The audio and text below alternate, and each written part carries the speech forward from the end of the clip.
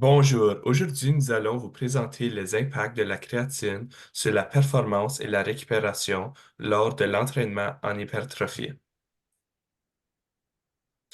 Donc, c'est quoi exactement la créatine? La créatine est reconnue comme un supplément bénéfique par la communauté scientifique, offrant des avantages significatifs pour la performance physique, la composition corporelle et la récupération.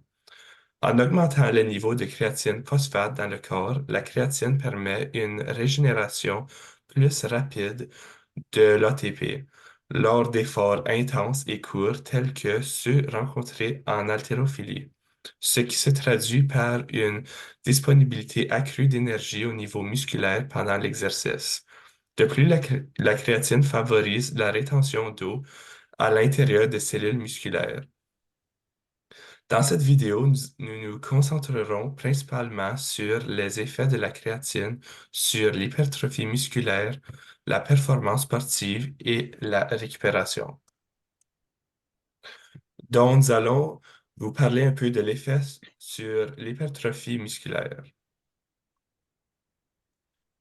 Tout d'abord, pour vous parler de l'hypertrophie musculaire par la créatine, j'aimerais vous partager une étude dans laquelle des chercheurs ont remarqué des améliorations plus prononcées de la force musculaire dans le haut du corps par rapport au bas du corps. Pour ce faire, les chercheurs ont entrepris une étude impliquant 43 hommes âgés en moyenne de 22 ans. Sur une période de 8 semaines, les participants ont reçu soit de la créatine, soit un placebo. En parallèle, ils ont suivi un programme d'entraînement en résistance 4 fois par semaine. Les résultats ont révélé que le groupe sous créatine a présenté une augmentation de 7,1% dans les membres supérieurs, comparativement à des augmentations de 3,2 et 2,1% dans les membres inférieurs et le tronc. En revanche, pour le groupe placebo, aucune différence significative n'a été observée. En conclusion, ces résultats suggèrent que la supplémentation en créatine peut favoriser la croissance musculaire, en particulier au niveau des membres supérieurs. Tout comme l'étude de Nunez présentée précédemment par Yarad, l'étude de Burke et ses collègues ont en effet démontré que la créatine avait un effet d'augmenter l'hypertrophie musculaire des individus lorsque celui-ci est combiné à un entraînement de résistance, surtout pour les membres supérieurs. Mais dans l'étude de Buck et ses collègues, ils ont en effet effectué une analyse supplémentaire pour observer l'impact de la créatine chez les jeunes adultes comparé aux plus vieux. Ils ont en effet remarqué que l'utilisation de la créatine lors de l'entraînement en résistance avait le plus grand effet chez les jeunes adultes. Mais pourquoi? En revenant en arrière, à travers l'expérience de Sirotwick et Bell en 2004, ils ont pu en effet observé, grâce à leur découverte, que la créatine avait plus un grand effet chez les jeunes comparé aux vieux. Maintenant, si on passe sur la diapositive des fibres musculaires, on peut observer que dans l'étude de Sirotwick et Bell en 2004, ils ont démontré que les participants qui réagissaient le plus à la supplémentation en créatine étaient ceux possédant le plus de fibres de type 2 et avaient le plus bas de niveau de créatine sanguine. Au fur et à mesure que nous vieillissons, il y a en effet un remodelage des unités motrices lié à l'âge qui est principalement dû à la dénervation des fibres musculaires de type 2 et cela pour cause de réduire la capacité à réduire la réponse à la créatine chez les personnes âgées. Maintenant, si on observe la voie de Perk, dans une expérience de Nouri et Al, ils ont en effet effectué une étude pour déterminer les changements observés sur la voie de Perk après un entraînement à résistance combiné à une supplémentation en créatine. La voie de Perk joue en effet un rôle crucial des adaptations physiologiques à l'exercice, y compris le pliage des protéines, l'homéostasie du calcium et le maintien de la masse musculaire. Pour étudier cela, il a en effet fait une étude sur 32 rats et il les a séparés en quatre groupes. Un groupe non entraîné avec placebo, un groupe entraîné avec placebo, un groupe non entraîné avec la créatine et le dernier groupe avait la créatine et était entraîné. L'étude a en effet démontré que la créatine avait un effet synergique sur l'hypertrophie musculaire induite par l'entraînement en résistance, modifiant potentiellement la réponse de la voie de Perk et améliorant ainsi la croissance. Cette étude aussi met en lumière l'interaction complexe entre l'exercice physique, la supplémentation nutritionnelle et les mécanismes de stress cellulaire, dans la régulation de l'adaptation et la croissance musculaire. Maintenant, on va parler de l'effet sur la performance sportive. Pour vous parler de l'effet de la créatine sur la performance sportive, j'aimerais vous présenter ce diagramme. Ce diagramme présente les résultats d'une étude examinant les effets de la supplémentation en créatine sur la force musculaire, mesurée par un développement couché sur un banc de force de 1 RM avant et après 6 jours de supplémentation de 20 grammes en créatine monohydrate ou en placebo. Après la supplémentation, la force du 1 RM dans le groupe créatine a augmenté de manière significative, passant de 85,63 plus ou moins 8,63 kg à 88,12 plus ou moins 8,36 kg. Cependant, cette étude démontre qu'il n'y a pas de différence significative dans le groupe placebo. Maintenant, si on voit l'impact sur la performance des nageurs des nageurs de 400 mètres, l'étude de Anoma Siri et ses collègues avaient pour objectif de déterminer si une supplémentation en créatine pouvait améliorer la performance des nageurs. Il a en effet euh, Il a en effet séparé les participants en deux groupes, soit un groupe placebo qui recevait 30 grammes de poudre du jus d'orange et un autre expérimental qui recevait 10 grammes de créatine, monohydrate de créatine.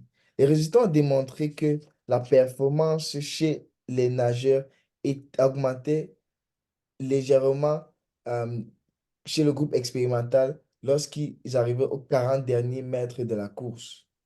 En conclusion, les résultats impliquent que la supplémentation en créatine à faible dose, 10 grammes par jour, pendant 7 jours, peut améliorer la performance physique chez les nageurs amateurs en améliorant leur capacité à performer à la capacité maximale, en particulier dans les phases ultérieures. Aussi, l'étude de Rochester a également confirmé ce résultat. Maintenant, on va parler de l'impact sur la puissance. C'est une étude qui est menée par Jones et ses collègues en 1999. Les sujets ont reçu soit la créatine, soit un placebo, comme toujours, deux groupes, pendant 10 semaines. Les résultats ont montré que, il y a une augmentation significative de la puissance moyenne et maximale durant les sprints sur l'acrocycle chez le groupe créatine par rapport au groupe placebo. Et comme vous voyez la figure ici, la barre noire, ça représente le groupe de créatine et la grise, c'est placebo. Et on voit, après 10 jours et 10 semaines de supplémentation de créatine, la puissance moyenne est beaucoup plus grande. Et maintenant, on va explorer l'effet de la créatine sur la récupération. En ce qui est de l'effet de la créatine sur la récupération, dans une étude menée par Greenwood et son équipe, ils ont analysé les taux de blessures chez les joueurs de football américains universitaires pendant une saison de 4 mois. Les 72 joueurs étaient répartis en deux groupes, ceux qui utilisaient de la créatine et ceux qui n'en utilisaient pas. Les résultats ont montré que les utilisateurs de créatine ont connu significativement moins de crampes musculaires, de malaise lié à la chaleur ou à la déshydratation, de raideur musculaire, de tension musculaire et de blessure totale par rapport aux non-utilisateurs de créatine. Maintenant, on va parler de l'impact sur la récupération hormonale. Ici, on parle de deux hormones, le testostérone et le cortisol. Et le testostérone est connu pour son effet anabolique pour la synthèse musculaire, et le cortisol est le mauvais hormone qu'on parle. Il a un effet qui favorise le breakdown musculaire. Et c'est une étude qui est menée par Julio et ses collègues.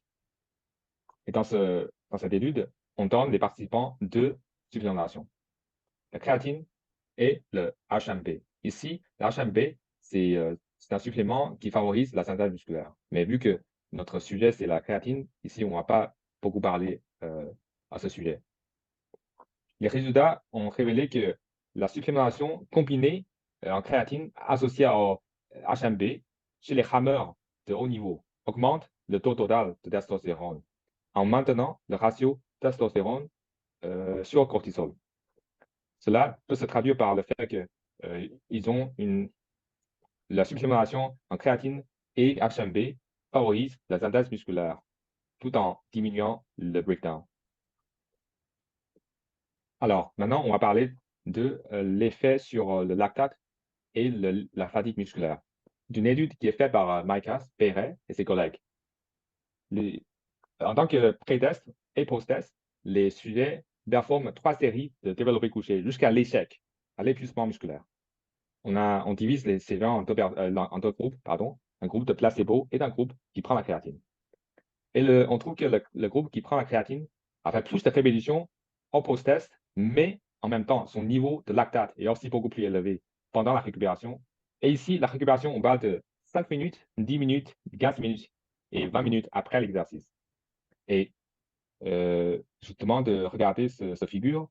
La ligne noire, ça représente le niveau de lactate au sang pour ceux qui ont pris la créatine.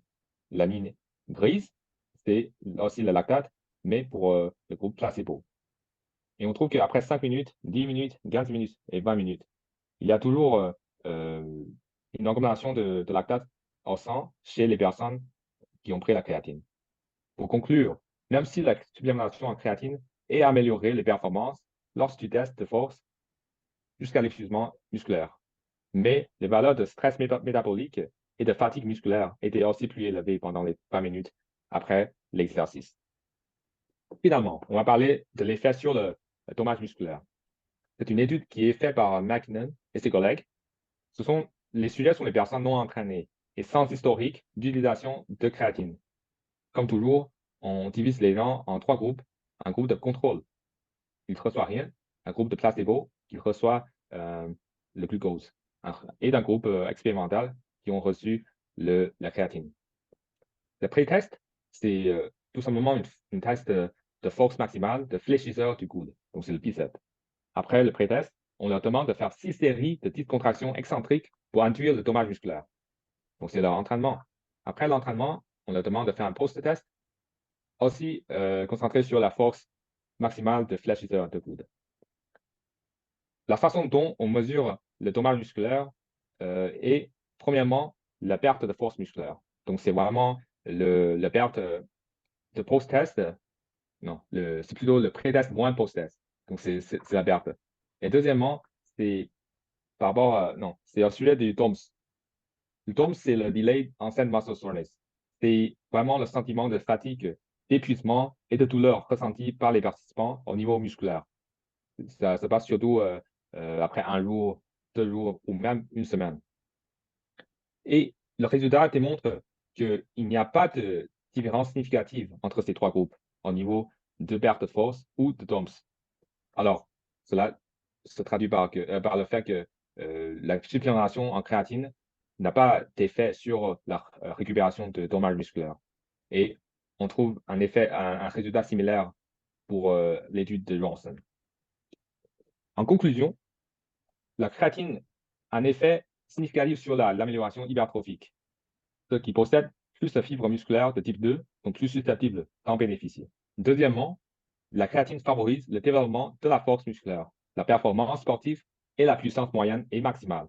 Troisièmement, la créatine réduit le risque d'incidence de crampes musculaires, de malaise lié à la chaleur ou de déshydratation, de raideur musculaire, de tension musculaire et de blessures en général chez les utilisateurs de créatine. Quatrièmement, la créatine favorise la régulation hormonale tout en maintenant le ratio de testostérone sur cortisol. Cela favorise bien sûr la synthèse musculaire. Cinquièmement, la créatine augmente le stress métabolique, va augmenter la production de lactate durant l'exercice. Finalement, la créatine n'a pas d'effet significatif sur la récupération de dommages musculaires. Et cela termine notre présentation. Merci beaucoup. Merci beaucoup. Merci.